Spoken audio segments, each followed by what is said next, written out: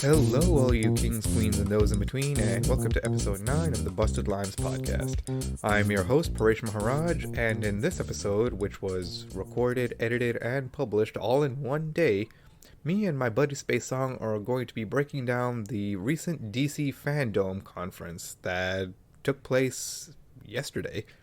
And we're going to discuss the different trailers we saw and speculate on plot points and directions that the franchise could possibly go. Now, just a bit of a heads up, there were a few audio issues, so if you hear points in this episode where the audio just kind of drops out, that was me just trying to edit around it. So, get ready to praise Snyder and sing hallelujah and enjoy the show. Alright, welcome back, SpaceSong. Hey, hello. Happy to be here. Awesome. Yes, happy to have you. Because, man, I'm going to need a lot of your knowledge for what we're about to talk about. Well, I'll do the best I can. I'll be honest with you. I didn't see everything, but trying to quickly scramble to get the bits that I missed at the moment. But, you know. Oh, okay. It's okay. I actually watched the Snyder Cut trailer like 2 minutes ago. So, yeah, we're here to talk about the DC Fandome, just give our thoughts about it. And so let's just go in like I have an order like set up here. So lots of trailers, trailer palooza all up in here. Yeah, but a little bit more than that. I'll cover some of that in a minute. But yeah, see, this is why I have you on here, because broaden the perspective a bit. I'll say I think the event was very good. They did some good things. Yeah, I agree. Honestly, like all things considered, it would turn out to be a very successful event. I'm actually excited to see some of these things get released. And speaking of these things getting released, let's I just want to go right into it and discuss the centerpiece, if you will, of the entire event, which I think was the Snyder Cut trailer. Yeah. So I think so. I think that was probably that and the Batman trailer were the two things people were most excited to see. I think so they kind of had a change at the last minute where there were two secret announcements that they were going to make, but yeah, they expanded it into a 2-weekend event. I think one of the quote unquote secret events was the Black Adam reveal, but now they're going to do this second event. So technically, we're not covering all of it. Maybe we should do a follow up to one of these once they do that. Oh hell yeah! But you know I'm all about it. We can talk about that in a minute. But yeah, I definitely think those were the two things folks were most looking forward to. There's a little bit more I think folks had in mind that they want, but I think those two things are the showstoppers. And the Snyder Cut, that is a entire bag of worms there. But bag of worms, yeah, not even a can. It is a bag of worms. It's definitely more flimsily contained. You have my agreement there. I admire that he really goes for it. Like he's like, okay, I've got these like very big conceptual ideas, these very hard character moments, like very good drama, like on paper, like good stuff. Mm-hmm. Then the execution ends up falling flat for whatever reason. Like just clumsy script writing, overly ambitious, just big ambition to like I'm gonna make this 4-hour movie. I'm gonna make the Ben-Hur of superhero films. Only for adults, though. Only for adults, because of that goofy tweet he decided, man. So I get like that guy was like giving him shit for years, and this was him finally just taking his moment to clap back. But it's like, dude, not right now. Just take your victory lap. Like you got the thing you wanted. Yeah, exactly. And that's one thing I want to say is that regardless of how the product ends up turning out, like this is, I don't feel like I'm exaggerating if I say that this is history. It is. Yeah, this is film history. Like getting to come back and finish your vision of what you wanted the movie to be, and that's unheard. Like there's coming back for reshoots, and then this is like the next step. Yeah, there's like, oh, actually, we're going to put the real movie out now. Right. Right. So, anyway, about the actual trailer though. So, I still haven't seen the original Justice League to this day. So, but from what I've It's heard a is mess. okay, right. I mean, I can imagine so. I mean, I'm not going to expect a movie that had to change directors midway through production to be, the fucking Mona Lisa or whatever, but Yeah, yeah, yeah, I think a mess is honestly the best that could have been gleaned from that situation. I don't know what to say other than the things that has been said a million times by smarter people than me. But I think that movie, like, there are bits in there that you see, like, okay, you have an idea here, Mm-hmm. like, like You can go so. into spoilers. I don't mind. My significant other's father, and he's like a child behavioral specialist, and he was like, "Oh yeah, Barry Allen, the Flash, that guy is clearly on the spectrum. Like there's like ideas there. It's like, oh, that's kind of cool. Yeah, like there's stuff there, but the issue is that movie just lacked focus. Like you can really feel the two directors. Like there are moments in that movie where it's like a cool Scott Snyder action scene because that guy can compose the fuck out of an action scene like Right. nobody's business. And like, Oh yeah, for sure, for sure. yeah, there's like stuff early on like where it's Batman fighting some thieves with a fun little cameo from Mindhunter's own Colton McNeely, I believe is his name, as one of the thieves. And that scene is rad because like Batman's doing crazy like flips and stuff, swinging around with the grappling hook, like in creative ways we haven't seen him do on film before. Like there's cool stuff in there, but like Right.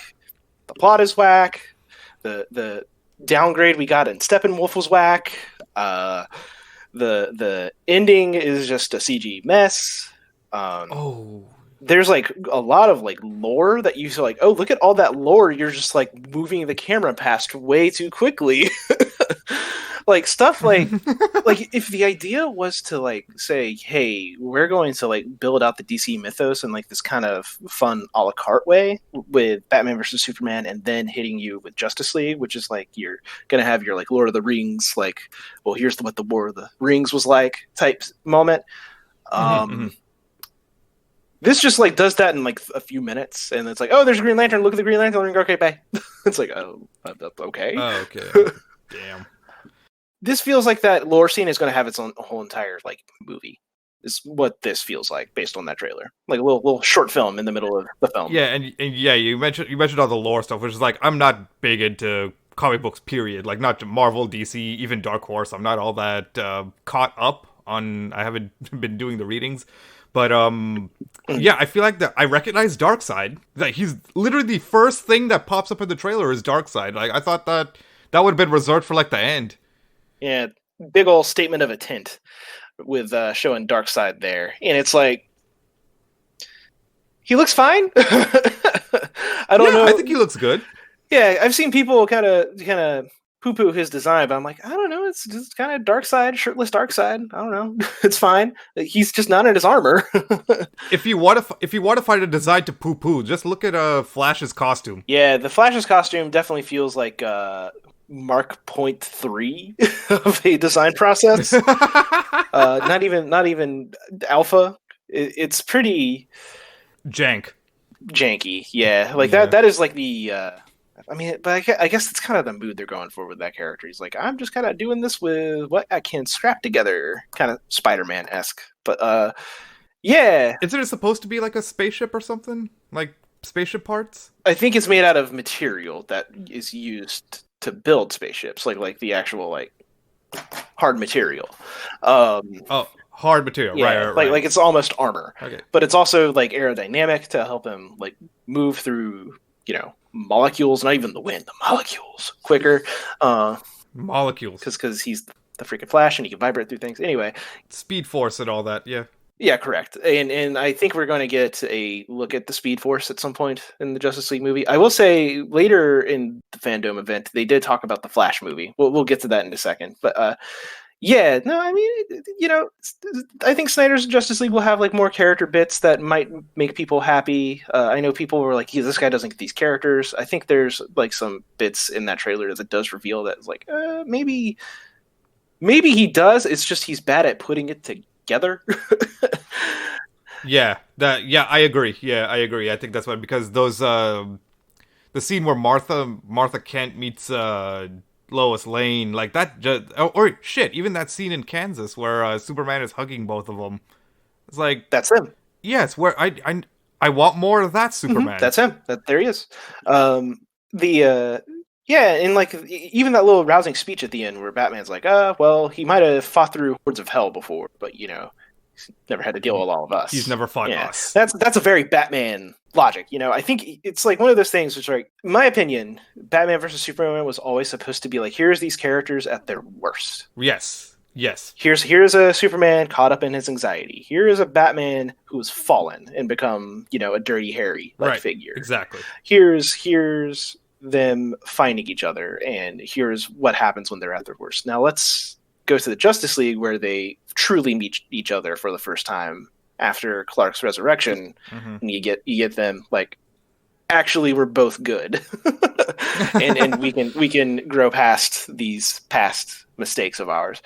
Now, there's also a bunch of other context in those movies that makes that kind of weird, like all the death and destruction of Man of Steel. But what is there to say about that? Really, that hasn't been said. Yeah, that hasn't already been said. Yeah. So yeah, just to sum up on Snyder Cut, I'm actually excited. The trailer did actually make me bust out laughing, but whatever. I'm still gonna pay for like 1 month of HBO Max just to see it. Do we know if it's coming out weekly or all at once, or how's it coming out? Weekly. It's going to be 4 weeks, and then they're going to put it all together in one viewable product as a film. And then as far as international goes, they have a distribution deal that they're getting into place, according to Snyder. All right. Said that at the Fandome. All right. So now, moving on to the next item on the list, James Gunn's Suicide Squad. Yo, that movie's gonna rule. Oh my god, that is... I mean, I know I just said that the Batman was my favorite trailer of that event, but man, this was a close second, because it is so colorful, it's so goofy, it's so comic book.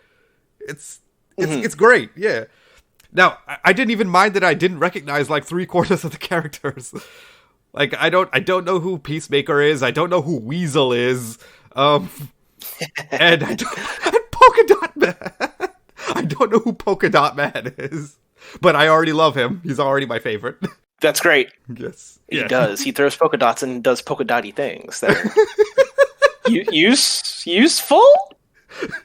But yeah. So yeah, I think the only thing holding this back from being like the film of the show, honestly, was there is no proper trailer for this yet. What we did get was a roll call showing off the character designs and who was going to be playing them. So as far as the cast goes, we have the people who were returning, who were pretty obvious. Yeah, Margot Robbie is Harley Quinn. Joel Kinnaman redeeming himself with a second Rick Flag. That will probably be better this time. And Viola Davis doing the same as Amanda Waller, one of the best characters in comics ever. Agreed, yes. And then we got the new cast here. Replacing Deadshot, Will Smith's Deadshot, we have Idris Elba with Bloodsport, presumably. That's the idea there. Yeah. Because he is so prominent in all the marketing. Then we have Jai Courtney also returning for as Boomerang Man. Captain Boomerang. And here's where it starts getting interesting. We got Nathan Fillion as a character named TDK.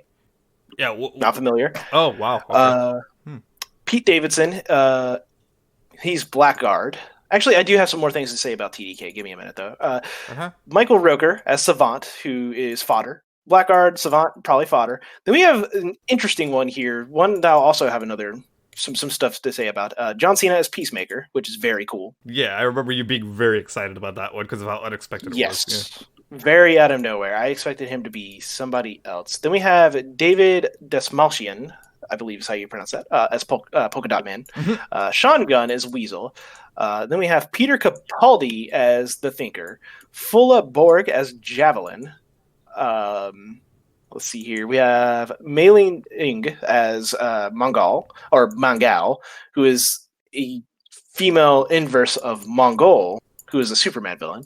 Let's see here. We got Steve Agee as King Shark, Daniela Melchior as Ratcatcher 2, which is amazing that they gave it the 2 qualifier, meaning that there's been a previous Ratcatcher. And I believe that's it as far as like the main squad goes. I imagine Amanda Waller is going to have to blow up a few of them. Oh yeah. Because they gotta make clear, like, yo, this lady, she's raw. Yeah, she means business. Yeah. As far as interesting inclusions, I'll start with TDK because his logo is some arms, but if you look at it, the little logo and their little hype video they put out is interesting because it looks like Arm Fall Off Lad arms. Arm Fall Off Lad being a comedy character from Legion of Superheroes. So that's got some interesting implications, especially about the future of the Superman franchise, because you can't have Legion without, Superboy or Superman hanging around. His name is seriously Arms Fall Off Lad? I believe, or Boy, Arms Fall Off. Here. Arms fall off. No. It's not the lad boy part that's tripping me up. It's the arms fall off part. His arms fall off. It is a comedy character from the 60s when DC was still kind of like, a childish, goofy comic thing, and then you had Marvel over here doing Spider-Man. It's just a different method, man. It's a different thing, and it's like it was brilliant. It was just so off the wall goofy, and I feel like that is secretly what this is about, because I have to wonder if TDK, being a goofball who is useless, ends up being the point, and that ends up being a reveal in the field, possibly. Maybe. I don't know. Maybe I'm getting myself too hyped up. Peacemaker, though. John Cena as Peacemaker is genius casting, because especially if they do the thing that's interesting about him, that is potential for like an incredible performance on Cena's part, because Peacemaker. So, some more comic history here for you. Mm-hmm. He's a Charleston comic characters. That's like your Blue Beetles, your Question, right? And a couple of other characters, including this Peacemaker. Yeah, I think those are the characters. I think that those characters inspired the characters in the versions of the characters in Watchmen, didn't they? Yeah, they're basically like a darker inverse of these Charleston comic characters. Oh, okay. So Captain Atom is one of the bigger names from that. He is basically Dr. Manhattan, but he's like, friendly and happy and has feelings. Oh. So Peacemaker, so there's a lot of implications to this. So the first one to me is, so this is going to be an incredible performance by John Cena, because he ends up seeing the ghosts of people that he's killed. Oh my god. And he's basically like your super spec ops, like I killed Banana Republic dictators, that kind of thing. Oh, so I think that is the plot of this film. Yeah, so he's basically the comedian then. Yeah, and he is the comedian, basically. And he sees, like, the ghosts, like, he can talk to the ghosts of people who he's killed. They kind of haunt him. There's also his father, who, I don't know if they'll go with this in 2020, but back in the day, his father was actually formerly a Nazi. And Peacemaker's thing was like, I'm trying to get away from that in my family's history. Oh. My father was a horrible piece of shit. And he would, talk to him, jab him, be like, oh, you believe in this, huh? That kind of thing. Oh my god. So, yeah, you're going to have like this like kind of like mentally unstable, like gun-toting American hero. Right. Ooh, wow, yeah, that does seem like it would get a good performance out of Cena. I honestly think he could pull it off. I think he'll pull it off too. Cena, all the years of me listening to people complain about Cena is just wonderful to me, because he's actually quite incredible. Yes, he is. Like even as a wrestler, he's like an incredible wrestler. It's just he got like booked poorly. But yeah, he's gonna be awesome in this. Yeah, I think he's gonna be great in this role. Because I feel like it's gonna be like the Firefly Funhouse thing. Because I think that that showed off his acting chops really well, and he'll really pull this off if they do include it, of course. But yeah, you were speaking about the plot of this movie. I remember they mentioned in like the quote unquote extended trailer that this was going to be the vibes of like a 70s war movie, and there's lots of footage of them on a beach with explosions going on all around them. So yeah, you mentioned that you're thinking this might be a assassination mission about a Banana Republic dictator or something along those lines. Certainly, yeah, that's definitely the implication.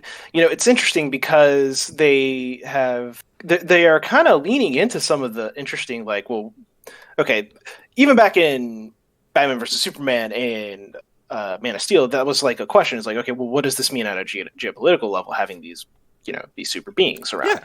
It feels like they're continuing that theme in some way, like that lives on, but this is going to be like, the goofy, violent comedy version of it.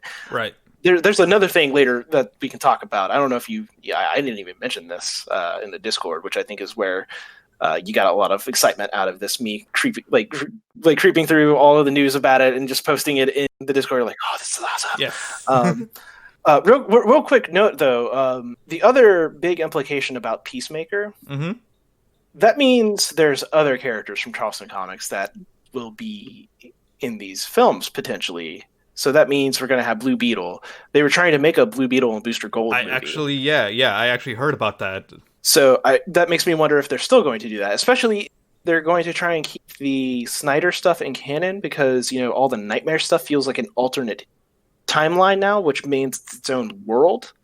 So that is interesting because you could potentially have them going to that reality, and we can still, get your crazy, cool duster coat goggles Batman showing back up.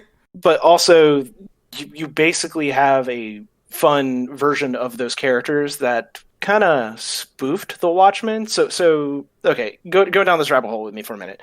Grant Morrison, he's kind of a crazy eclectic comic writer. He wrote a series that was like a sequel to a comic event that he did back in the early 2000s, or maybe it was like mid 2000s, Final Crisis. Final Crisis was basically the story of Darkseid doing like a extra dimensional invasion on Earth, and it was like very high concept. People were becoming brain slaves to the anti-life equation, which is like the entire like Darkseid apocalypse thing. They're looking for the anti-life equation to then enslave people with it, because it's basically just like the mental equation that makes you snap. Finally, anti-life equation, that's like. Jack Kirby is amazing. Geez, like, straight to the point. Okay, I feel you. Yeah. Anti-life. And then and Morrison actually came up with like what the actual equation is, and it's sad. But the sequel to that was a more hopeful thing called Multiversity. He did it maybe like a decade later, and it was basically a bunch of characters, like side characters from Final Crisis, becoming like the Justice League of the multiverse. So you have like Calvin Harris, the Black President Superman of an alternate Earth, leading up to all these goofy characters from around the multiverse.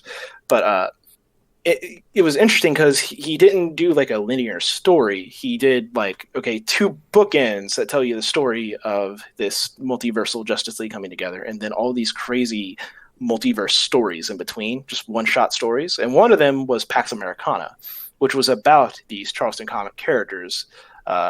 And it was basically him working through his feelings and angst about the Watchmen. And he has like real life beef with Alan Moore. Ouch.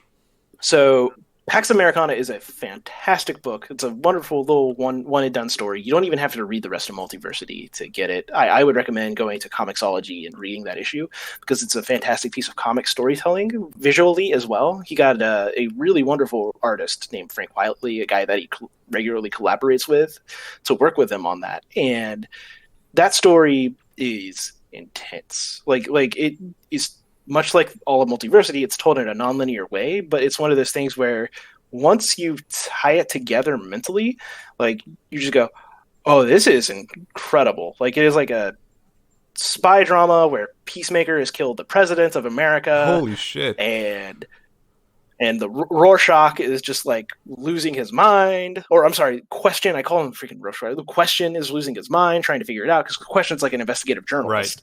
Right. And Blue Beetle's there, and he's just like had enough with the question. It's a fantastic read. Wow. What's it called again? Pax Americana, and the Pax Americana. Okay. Peacemaker heads up an organization called it's Pax something, the Pax Institute or something like that. But yeah, it's a play on that, and Peacemaker has some very intense stuff in that. It's good.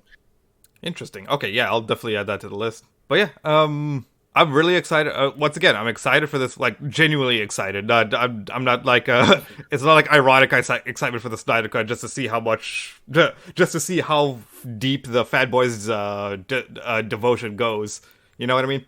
Yeah. Yeah, but this one, he's like Suicide Squad from the director of Guardians of the Galaxy. I'm as excited as everyone and their mother would be about that.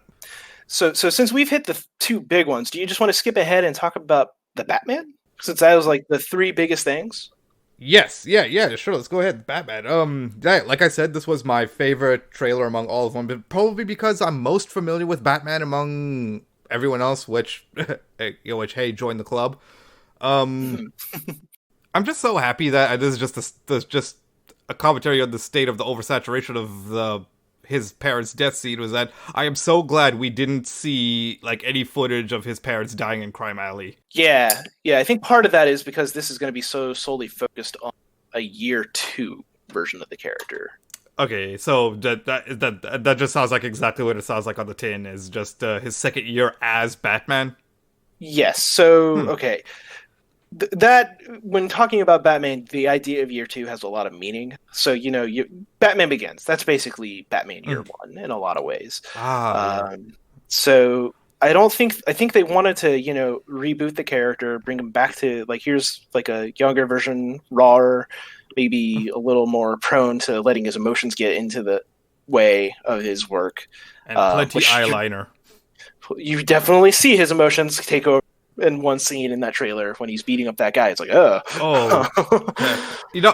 Oh my god! Speaking of that scene, when he was done beating the shit out of the guy, and I expected, because before that the thugs asked him, "Who are you?" and I fully expected him to say, "I'm the goddamn Batman" in that scene, but no, he said, "I am vengeance," which. Thank you. That's a welcome surprise. Because if he had said the goddamn Batman, I would have just cut off the trailer right there and said, "Fuck this." Yeah, the entire crux of that trailer feels like they're doing something kind of more crime documentary, like true crime feeling in terms of storytelling. Oh, for sure. Because there's some very like serial killer vibes going on with the primary antagonist in this, which is apparently the Riddler. And I'm excited about that. Yeah, let's talk about that, though, because until the question mark showed up at the end of the trailer, I thought that was Hush. Because the guy had his face all duct taped up, right? Yeah, exactly.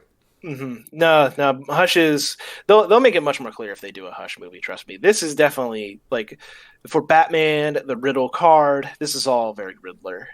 Maybe doing away with some of the green theming might have... Thrown you and maybe some other folks off, but no, this is definitely the Riddler. Or what it could be is that if it does turn out to be Hush, like maybe that'll just be like a sort of like an establishing story, like just to show how Batman handled his first like serial killer, and then from there, based on that, the Riddler decides to test him based on his performance handling Hush. Perhaps. Yeah, I'm just... this is my film rescue brain going on here.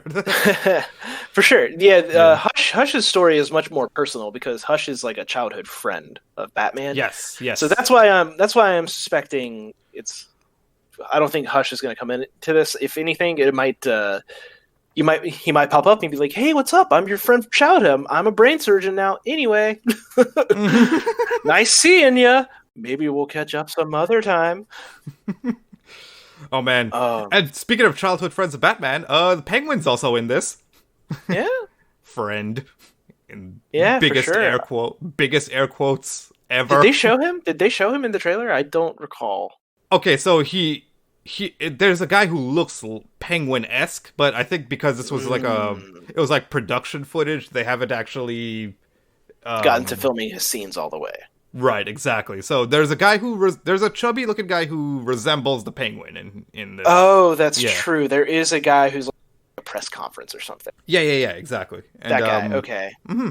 Yeah, I mean, of course, I'm open to being wrong about this, but honestly, I don't see how you could do like an early Batman movie and not mention his having said that, Batman Begins did just that, but still, just to bring something new to the table. If you want to do a new reboot number 520 of Batman, if you want to bring something new to the table, you would want to focus on the Penguin's vendetta against him, because what the Wayne family did to the Cobblepots. Yeah, that's true. Yeah. Mm-hmm. The other interesting thing is Year 2 is the story in the comics. They did Year 1. They also did a Year 2. Year 2 is the story that inspired Mask of the Phantasm. Oh. Yeah. So I have to wonder if there may be some build up to a story like that with Batman. You know, a love story is something that they really haven't gone whole hog on with Bruce Wayne specifically, because in Mask of the Phantasm, it's not a romance with Batman, it's a romance with Bruce Wayne when he's training to become Batman. Yep. So yeah, just a tragic love story would be an interesting follow-up to something like this, I think. Well, speaking of tragic love stories, Catwoman is in this. Yeah, I saw that. She's got like a cat burglar mask on and stuff. Yeah, like a little prototype mask, because it looks like a little. I know. I'm just gonna go around and say it. It does look like a pussy hat.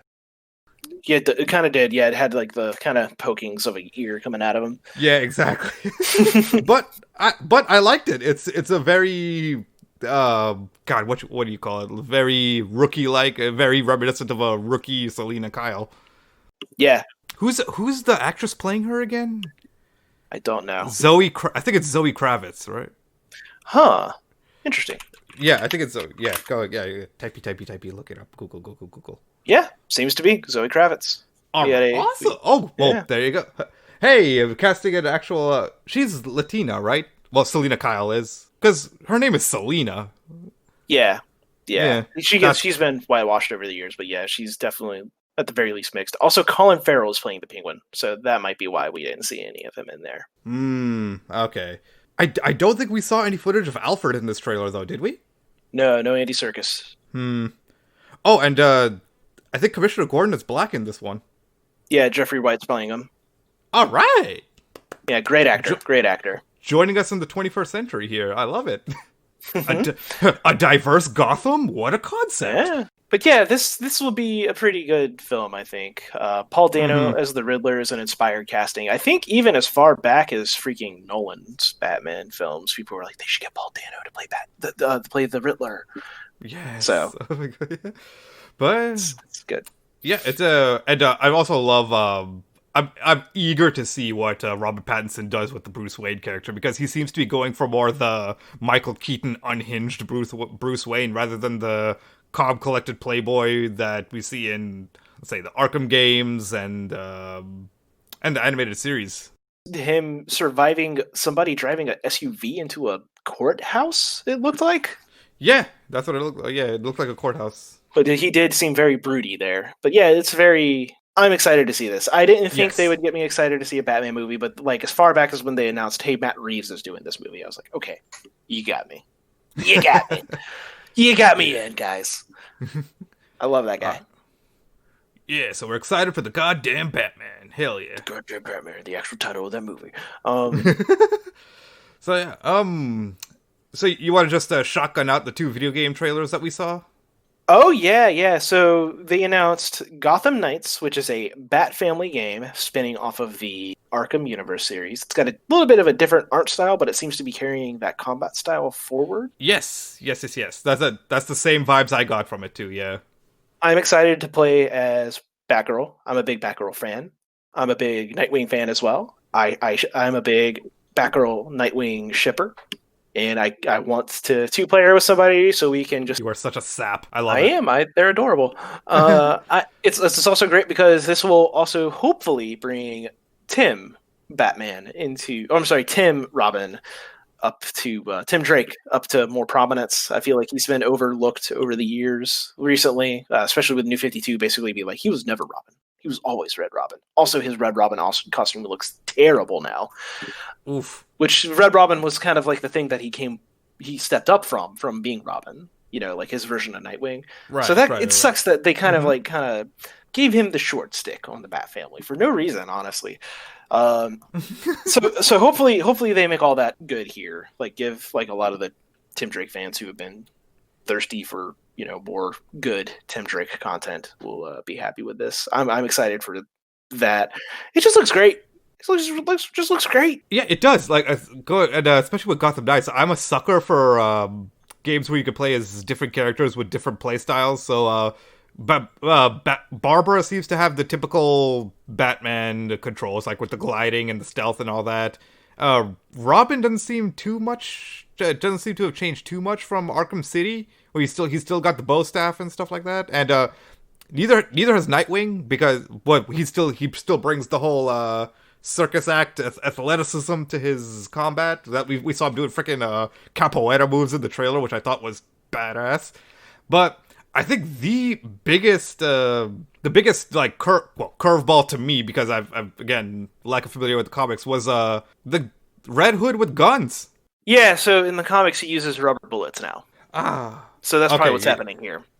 Oh, okay. Or maybe it's like lasers. I think Black Belt in our Discord mentioned that he's using lasers in the trailer. I didn't quite catch lasers, that. Right. But yeah.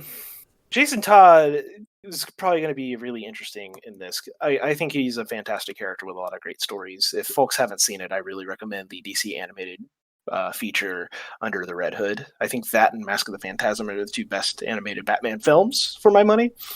All right. Check out Under the Red Hood. Better than Batman Ninja? I mean, that's a great one too, but it's like great for other reasons. Gotcha. Right. Okay, sorry, go ahead. But yeah, this version of Jason Todd is interesting because he's got the white dye in his hair, like where his hair is graying, which means he might be a little Lazarus-y, because that usually happens because of the Lazarus Pit. Shit, you're right. When Ra's al Ghul uses the Lazarus Pit, Yeah, it does stuff to the color of your hair, namely slowly turns it white the more you use it. So it'll be fun seeing how hinged or unhinged. Yeah. And we haven't even mentioned the Court of the Owls yet. Yeah, that's probably going to be the way they keep that game going, because people were worried that it was going to be a games as a service, which means you buy your base game, it keeps updating with new content, and they're going to filter it out maybe at some point to bring in new content, make you pay for bigger expansions, that kind of thing. People are kind of hot and cold on that business model. I think it's fine. I don't think every game under the sun needs to do it. Like this Avengers game coming out is doing it. Yeah, I think they're going to follow that model a little bit here with both of these games actually that's coming out. But I think this one's going to be a little more lighter in terms of that, because the Suicide Squad game is definitely going all in on that based on just what's in that trailer. I can go into that a bit more here in a sec. But yeah, I was actually going to say, so the Gotham Knights trailer opens with Batman apparently dying, but then apparently in the Suicide Squad game they can't. Part of the agree was that they can't show Batman losing. Let's start with that, because so there's a big rumor leak of the Suicide Squad game before this trailer came out, maybe about a week or two before all this happened with DC Fandome. I didn't read every detail. I just caught bits and pieces from people talking about it. But one of the big details that was kind of a few things. Apparently, this Suicide Squad straight up killed Green Lantern and Aquaman in this at some point, and then whoa. Which I feel like those are early notes from Warner Brothers, specifically the Batman not being shown getting beaten, because I suspect what the story here is the Justice League has been mind controlled by Brainiac. We see that in the trailer. That is the implication. Yes. And yes. I think Batman hasn't been brain controlled by them. I think that's the workaround around that. So now that we know the context of the trailer, that little note is a little less offensive. Right. Especially with the clever workaround of like, well, it's Batman, he didn't get the thing, which is fine. I'm fine with that. I'm fine with Batman being like a uneasy ally to the Suicide Squad, which has happened before. There's an entire film about that. Yeah, that actually sounds that sounds really exciting to me. Like seeing Batman team up with the Suicide Squad. That's, oh my god. Which means he might have the Outsiders with him too. Now that I think about it, that's an entire superhero team with Katana, who was also got ties to the Suicide Squad, and Black Lightning. So a couple of other really cool characters that he can bring along with him as like a secondary, like, oh, we got to do this objective before they get here and do it before we do kind of scenarios for a Suicide Squad game. I think that's where they're going with that, is if Batman is not around. But yeah, brain controlled Superman, scary. It's in that trailer. Yes, very scary. And so I noticed for the what kind of turned me a little sour towards the Suicide Squad trailer. Well, the Kill the Justice League trailer was it was entirely pre-rendered and there wasn't any gameplay. Yeah. So yeah, as far as we know, it's I can't help. As fun as that trailer was to watch, I couldn't help but think, it's like, okay, so how much of this am I actually going to get to do in the game? So here's what I'm thinking. So as far as like mechanics go, that they were trying to like give you an idea of what you'll be doing in that game, I believe what we have here is a third-person shooter, which is why Gotham Knights is so significant, because that's continuing that style of combat for the Arkham universe. Yes. Where that's a spin-off. They're going to do that over there. They're going to have like their whole entire crazy Batman's Dead storyline thing going on with that classic Arkham combat. This is a new thing in the Arkham universe. So this is in canon with all the Arkham games. Mm-hmm. But the combat is going to be different now. I'm thinking what we're getting is a third-person shooter with the character abilities that allow you to let those characters really cut loose in a way that's like believable, which I think is a good way to handle it, especially with the Suicide Squad all having guns. Even the giant fucking shark has a gun. Yeah. You got all kinds of different abilities that they're going to be able to do. I think that's what... when you watch that trailer, you look at things and you be like, okay, what looks like an ability here? And I think Deadshot flying around with this jetpack is going to be like an ultimate type thing where you can like fly around, you like get a better vantage point on people, that kind of thing. I am betting dollars to donuts that Killer Shark has like a aggro mode or rage mode or something. Definitely, he's definitely got like the Berserker and Borderlands type mood going on there. Also, Samoa Joe hinted that he's voicing that character. Oh! So, wow. I don't watch WWE anymore, but I get to love on my boy Samoa Joe still. Yay! Yeah. Joe. Bum, bum, bum, bum. his Godzilla horns entrance music. Yes. So what I was speculating was that I think it might be like a Grand Theft Auto 5 kind of thing where you start off with one character, but you could switch between them at different points in the mission, maybe. Yeah, and this is gonna be the games as a service game, like the big deal one that Warner Brother Games is gonna have, because it feels like every publisher has to have one of those. But I think, yeah, you're right about that. I don't know if it'll be quite. I can press left on the D-pad and be this guy suddenly. I think it's going to be much more, you pick a mission, and you can be whoever you want to be. Oh, like different branching routes. Yeah. Possibly routes, but I'm thinking more just like, oh, do you want to play Harley this time, or do you want to play Deadshot this time? That kind of thing. And I think they're also going to queue you up with random people. I think there'll be a way to solo it, but I think this game is going to be meant to be played with 4 friends all together, hanging out. All right. So we'll get in touch with Fredo and Black Belt, whenever it comes out. How about that? Sounds good to me. Hell yeah. So, all right. Looks like we've said all there is to be said about what we've seen at DC Fandome. So there is one thing. There is one thing. There is? There is one thing. Yeah, we didn't talk about the Black Adam. Shit. Oh, that was at this conference? That was here. Yeah. So the Black Adam. Okay. Yeah. The Black Adam is going to be a prequel to the Shazam film. Oh, okay. Yeah, because they allude to him in the Shazam film, apparently. I actually haven't seen Shazam yet. I need to get on that.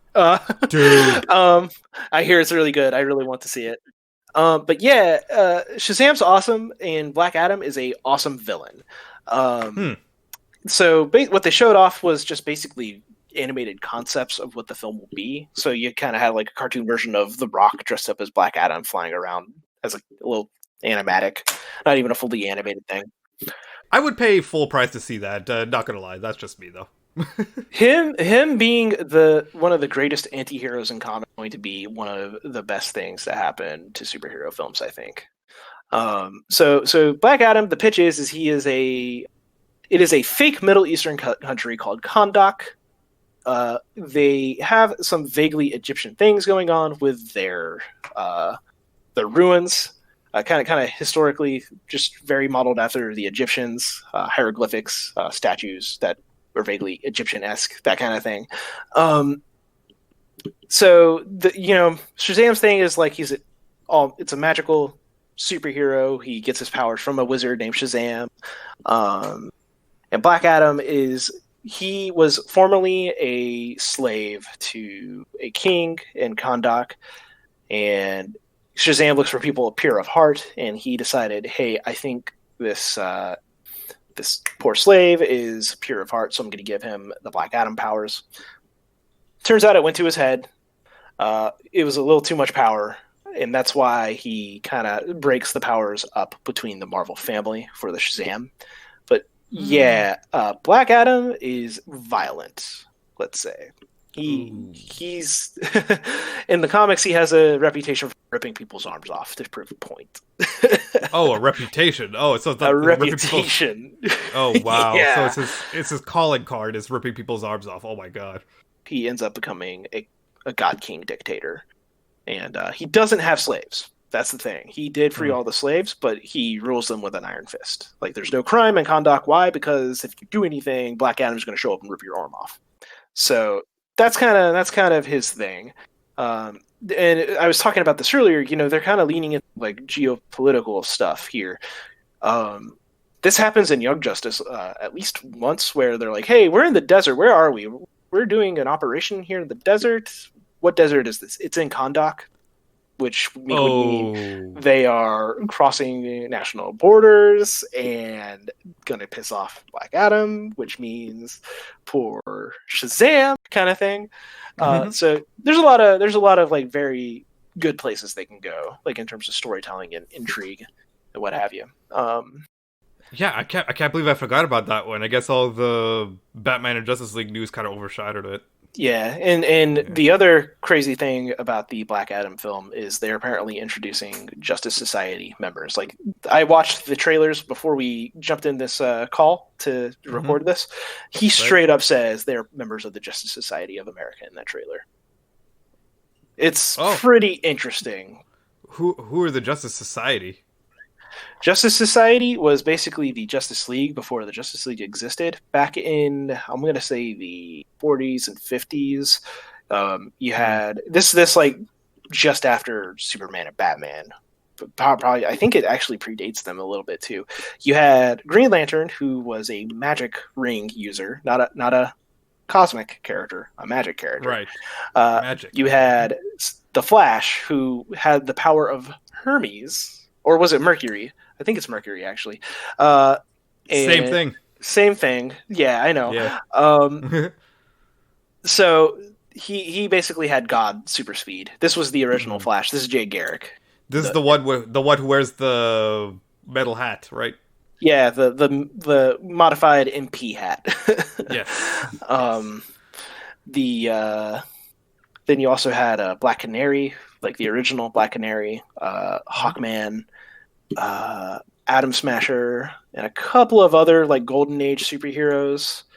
Your Four Color Funnies, your Nickel comic characters. that we're talking this era. Right. Yeah, they announced Dr. Fate, who was also from that era. He was on the Justice founding members. Yes. I forgot to mention him. Hawkman and Atom Smasher are all going to be in this film. So pretty fascinating. I'm excited to see what that ends up being. Pretty stacked, yeah. All right. Is that everything? Not quite, because I did want to give them props for doing a couple of book panels and also giving their more diverse, more like a lot of platforms to a lot of different diverse voices during this. They had a lot of their Black actors and actresses have like little panels. I believe one of them was straight up talking about their experiences being black actors in superhero films and television. Like they had like a bunch of the cast of Black Lightning. They had the girl that plays Iris West on The Flash. They got the girl that plays one of the Marvel kids in Shazam talking about her experiences. It was pretty interesting that they actually took time to do that. It was a bit corporate. Like they didn't really get into too deep on some subjects, but they did talk about like a lot of the hate they got received for like getting cast in those roles at some point, briefly. But they didn't really focus on it. They were just talking like it wasn't a negative thing. It was very uplifting. Was the mood of it? It was very well done. I thought, especially even if it was a bit corporate. I thought they did it pretty well. And they also announced Milestone Comics is coming back, which Milestone Comics is noteworthy because they were an independent comic label who ended up getting bought by Wildstorm, which Wildstorm ended up getting bought by DC. So they ended up at DC eventually. But it was a completely black-owned comic company. Nice. Pretty much like all of their characters are black. There's only a handful of... One of them was like one of the first prominent like trans superheroes. Oh, awesome. One of their Justice League was basically literally just a gang, which was kind of like hey, like people like want to say gangs are bad, but like this is how this community survives. Was kind of like the idea behind the Blood Syndicate. Right. That's what they're called. Exactly. Yeah. That you see it with everything, with even the mafia and yeah, the mafia. But yeah, no, that was kind of that was a really big deal to me that they took the time at this DC Fandome event between all these movie announcements to be like, hey, we're bringing back like this like black owned and operated company, and it is still owned and operated by the same people, minus one who passed away unfortunately several years ago. But yeah, pretty feel good stuff. So, and they also mentioned they are developing a Static Shock film. Oh my god, really? Yeah, they said they're looking at how they can do it and they're wanting to commit to it. Dude! Yeah, dude. And they're also saying they're gonna be bringing Static to a bunch of different new media forms, so like podcast shows, like dramatic podcast shows, like your yeah. Oh, okay. Yeah, I was about to say, it's like, he's just gonna do guest spots in character? That'd be amazing. No, yeah, have him Static Shock go and bust his limes. Fuck yeah. Yeah, no, it'll be like a dramatic like audio play, but like radio drama. Yeah, they've done. I mean, there's a lot of that out there. There's that Wolverine, The Long Dark. Yeah. Anyway, they're thinking about doing one of those. But they have confirmed the comics 100% are coming back. They've been saying they're going to do this since 2016. It's been years since they first said we want to do this, and they're doing it. February next year, baby. Milestone Comics is back. Static Shock gonna get a big media push. It's gonna be good. February, Black History Month. I love it. Okay. Is that everything? That is not everything, but I didn't watch everything, so. Okay. All right. Well, thank you so much for providing your insight to this situation. You see what I did there? Yeah, we've been playing that Bloodborne. Yeah. Thank you for inviting me on. It means a lot that you thought enough of my knowledge on this to bring me on. I'm honored. So thank you very much, Paresh.